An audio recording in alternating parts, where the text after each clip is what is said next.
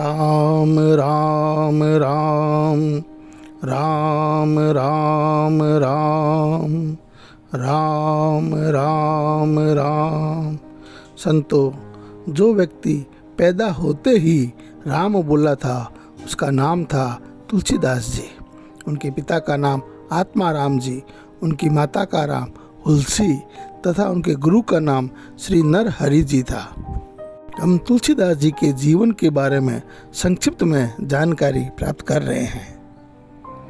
जब तुलसीदास जी की पत्नी ने इन्हें बहुत धिक्कारा और कहा कि मेरे इस हाड़ मांस के शरीर में जितनी तुम्हारी आसक्ति है उससे आधी भी यदि भगवान में होती तो तुम्हारा बेड़ा पार हो गया होता। तुलसीदास जी को ये शब्द लग गए।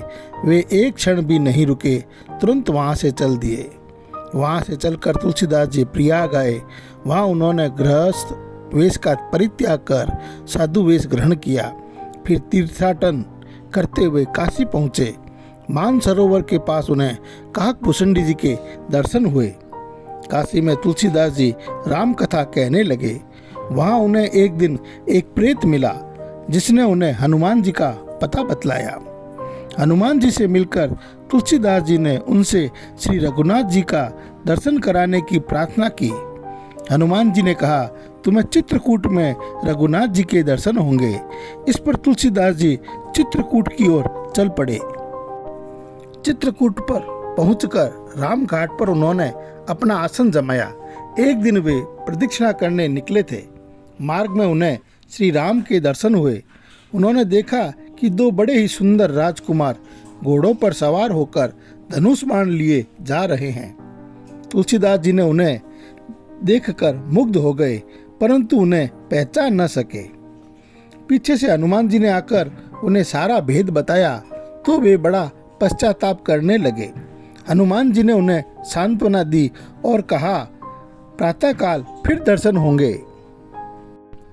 संवत 1607 की मौनी अमावस्या बुधवार के दिन उनके सामने भगवान श्री राम पुनः प्रकट हुए। उन्होंने बालक रूप में तुलसीदास जी से कहा, बाबा हमें चंदन दो। हनुमान जी ने सोचा वे इस बार भी धोखा न खा जाए, इसलिए उन्होंने तोते का रूप धारण करके यह दोहा कहा, चित्रकूट के घाट पर भई संतन की भीड़, तुलसीदास चंदन घिसे तिलक देत रघुबीर। तुलसीदास जी उस अद्भुत छवि को निहार कर शरीर की शुद्धि भूल गए। भगवान ने अपने हाथ से चंदन लेकर अपने तथा तुलसीदास जी के मस्तक पर लगाया और अंतर्धान हो गए।